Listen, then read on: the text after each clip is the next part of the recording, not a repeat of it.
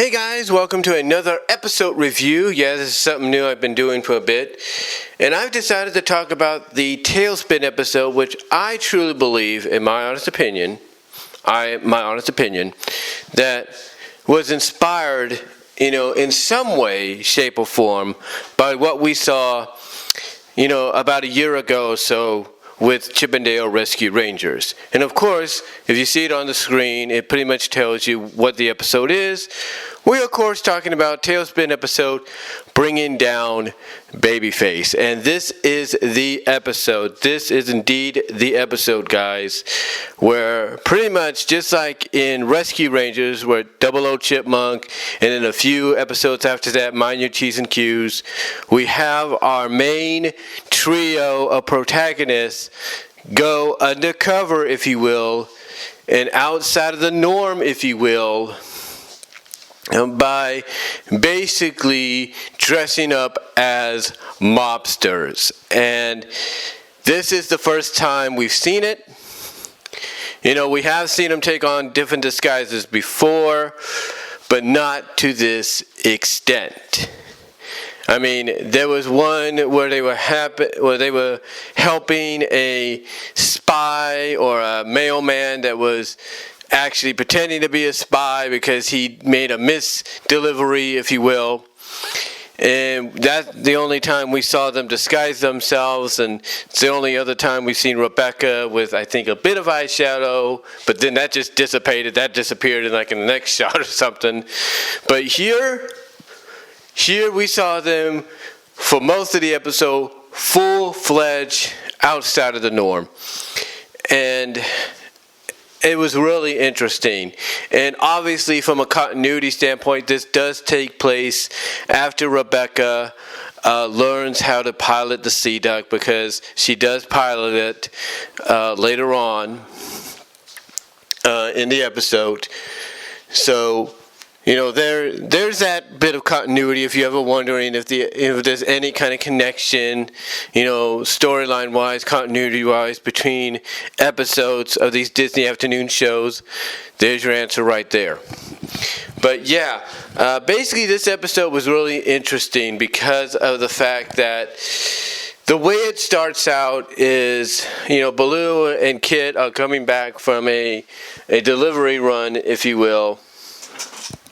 And basically, they are talking about things and all that. Also talking about criminals and all that, and breaking laws and stuff like that. And Baloo's like, "Yep, you would never see me do that." And as soon as he says that, he puts his foot up and everything, because he's an expert pilot and everything. So he puts his foot up. And it opens up the glove compartment, and out comes all these, speeding tickets, all these violation parking tickets that he has yet to pay. So, with that said, he's trying. He tries to shrug that off because Kit points it out to him, and he shrugs it off. But then the ironicness about it is when they're flying back and he tries to shrug it off, saying, "Hey, you'll never see me, hanging around some, criminal or mobster or whatever." And then almost in the next scene, he finds out from Rebecca that he's got to basically escort a police officer with Babyface half Nelson cuffed to the officer to his court date in Cape Suzette or something like that. Yeah, that's what it is. It's court date in Cape Suzette.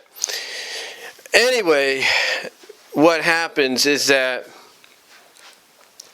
before Baloo gets there, Babyface finds a way to kind of free himself, if you will. Not technically, but, in a way that's like, he frees himself, but he's still handcuffed to the officer. And what happens is such crazy shenanigans, because basically Baloo gets framed for allegedly helping Babyface Huff Nelson escape. And so because of this, he has to find a way to clear his name. But also because of this, the Sea Duck was impounded until further notice, until things, are cleared up. So Baloo decides, when he finally gets back to Hire for Hire, that he's got to clear his name, and that basically, he has to figure out a way to do it. He sees a location on the back of a pack of matches he has, if you will. I think he got these from his encounter with Babyface, or whatever the case may be. And he sees the name of the area he's supposed to go to, or the name of the area, the venue that, Babyface might be located at, or at least around. And he basically states that, team, I've got a plan. And you're like, okay, what's his plan? And he just said team because obviously he's going to have Rebecca and Kid help him. And that's where we get our moment. That's when we finally see the characters out of regular design and in different outfits. Excuse me there. We see them in different outfits, and again, this is where we see Rebecca in her 1940s, late 30s, 1940s, early 50s starlet-like outfit, and it's like, whoa. You look at her in that outfit, and it's kind of like how people saw Gadget for the first time in Double O Chipmunk. It's like, dang, she cleans up really good. And, you could basically say the same thing for Rebecca in bringing down Babyface, because, dang, she cleaned up really good. And, from then on, shenanigans ensue when they try to locate Babyface, and when they do, they kind of introduce themselves, because Babyface Huff Nelson doesn't know it's Baloo. He would recognize him without the mustache, and we'll get to that in a moment. But they finally do encounter them. And basically, Baloo introduces them under their mobster aliases. Like he calls Kit Mickey the Mauler. He calls Rebecca, Roxy. He calls her Dollface Roxy or something like that. And then he calls himself Pretty Boy Lloyd. But anyway, they basically trick. Or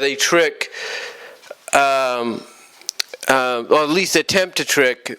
They kind of do successfully, but they trick, in a way, Babyface into joining with them, teaming up with them for a major heist at a bank, at a big time bank. And this is where things go haywire.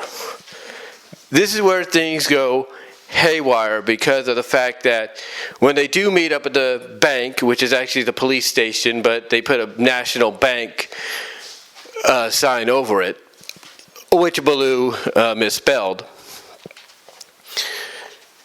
And basically what happens, like I said, this is where things go haywire, because Baloo's giving instructions to Babyface to go in there, break the safe and all that, basically tricking him into going into the police station to get himself arrested.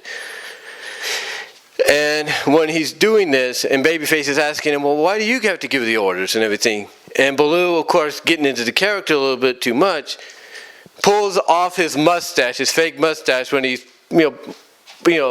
pulling out his cigar in his mouth. He has a cigar in his mouth, and it's connected obviously to the mustache or something. And he gets into the character too much that he pulls out, when he pulls out the cigar, the mustache comes off, and then that's when things are pretty much going haywire. And one shenanigan leads after another and stuff like that. Kit and Rebecca find a way to get into the impoundment to break out the sea duck. They fly the sea duck into a freaking sewer. Yeah, big old opening, big old gap of a sewer outside of the city. They fly it into there, and they kind of destroy the wings on the plane. But obviously, those do get fixed. But anyway, again, shenanigans, just ensue and everything. And like I said, a flying into the sewer. Baloo's taking control of the sea duck after they pick him up. And, this is where it kind of gets a little funny. Because the police are doing everything they can to stop Baloo and the sea duck, and they're putting everything down these manholes. They're putting everything down from trees to stop signs to street light to the street lights, if you will, or traffic lights, if you will, to bathtubs, kitchen sinks. It's almost the whole 9 yards, if you know what I mean. And then you got these two other policemen that have been part of the story from the beginning, following them as well. And basically it all culminates with them meeting up at where BabyFace and his gang, his mom and his gangsters are hiding. And basically that's where they're able to arrest BabyFace, his mom, and their gang to close out the story. And kind of clear Baloo's name and get the sea duck back and everything, if you will. But that's not the end of it, though, because they give him the reward money for, capturing BabyFace, right? After they leave the police station, he's got the reward money and everything. But then the police take the reward money back as payment for all the parking tickets that he forgot to pay, because it was just the same amount. And Baloo's lesson is, basically not to ignore these things anymore, like violations and all that, because it's too expensive to pay. But yeah, this episode was great. This episode overall was great. I loved every moment of it. I mean, when they previewed this, because one of the things about the Disney Afternoon back in the 90s is at the end of the block, they would show you in a little corner screen, they would show you previews for upcoming stories for each upcoming episodes for each of the shows. And when they showed this, and we saw Rebecca the way she was for the first time, honestly, I looked at that, I was like, and I'm like, what, 11 years old then. But I looked at that and I'm like, they're doing a 00 Chipmunk deal here, because, and again, that's why I believe, or because of that, I should say, that's why I believe 00 Chipmunk, and even later on, Mind Your T's and Q's of Rescue Rangers, set the standard, as I said before in the video, of the fact that we've seen this stuff, that we saw stuff similar, I should say, in TaleSpin, and then later on in Goof Troop a couple of years later. But yeah, this episode was really good. It was really funny. It was nice to see their take on a very infamous criminal known as Half Nelson, if you will, or Babyface Nelson. It was really nice to see that. To see the interaction with a character that was inspired by a very real gangster, if you will, very real mobster or urban one, if you will. So it was really nice to see that kind of an episode, to see this episode, go that route. And it was also great, just like with, 00 Chipmunk and Mind Your T's and Q's, it was nice to see the characters outside of the norm, our main trio, if you will, protagonists. It was nice to see them outside of the norm when it came to, outfits and looks and all that. It was really, really cool to see. And like I said, the shenanigans were aplenty. There was a moment where Baloo's getting chased down by the gangsters, and he basically, I guess you could say, slides down a clothesline into an empty room or something like that. And then the gangsters are trying to come after him, and he just closes the window doors, if you will, saying, "Sorry, we're closed." And they just hit the wall, if you will, or they hit the doors instead. And then when he tries to lead the police officers to where Babyface is, is, and they get there, but there's nobody there except for the dynamite. And then when he lights a match, all the dynamite just blows up. The building blows up, and he's like, "About clear my name. Never mind." And then when he tries to explain the situation to Kit and Rebecca's asking him, "Well, why don't you just go to the police?" And he's like, and his answer is, "Because the last time I tried to get the help, they kind of blew up." If you know what I mean. Something like that. He basically says that when he tried to, when she asked him, "Why don't you just go to the police?" he says, "Because the last time he tried, they kind of blew up." And then of course the chase during the, throughout the sewers and all that. The chase throughout the sewers were really great. Because like I said, you're having all these things being stuffed down the manhole, thrown down the manhole to try to stop them. And Rebecca's pointing out what they are, like a tree and the stop sign, the traffic light, and Baloo's like, "Rebecca, those are cars, we're on a plane," or something like that. And then all of a sudden he says something along the lines of, "Hey, they've hit us with everything except the kitchen sink." And just as he says that, boom, kitchen sink. and Rebecca's reaction was like, "I wish you wouldn't have said that." And then Baloo's answer is, "Could have been a bathtub." Bam! Bathtub comes down, and Rebecca's like, "Will you be quiet?" It's just so cool. It's just so cool, this episode. It's really funny. Like I said, the shenanigans are great.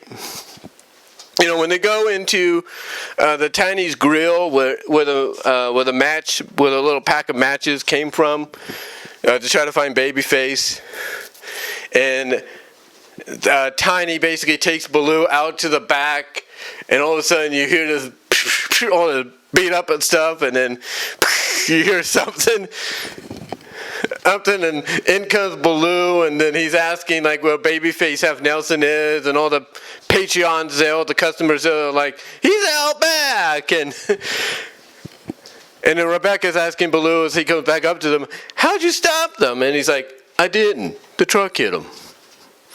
It's like, no, it wasn't. He didn't say the truck hit him. He said, "I didn't. A truck hit him." It's just so. I can't say any more than what I am, but I am going to tell you, you need to see this episode. You can find it on Disney Plus. It's really good. It's really funny. And like I said, I believe this episode, along with Puppy Love in Goof Troop a couple years later, the reason we saw characters out of the norm that we normally wouldn't see out of the norm, if you will, is because, in my opinion, 00 Chipmunk and Mind Your T's and Q's of Chippendale Rescue Rangers. That's why we saw it. So, with that said though, guys, I just wanted to come out here and give you my thoughts on this episode. Again, I highly, highly recommend you see it. It's going to be worth your while. You'll enjoy every single moment of it. I know I did. I can't say any more than what I've already have, so check it out. You will enjoy it. And that's about it for this episode review, guys. So till next time, God bless. Take care. I'm going to get ready to go do a little shopping while this and other videos are rendering and ready to be uploaded on YouTube later on. So until next time, guys, God bless. Take care. I'm out.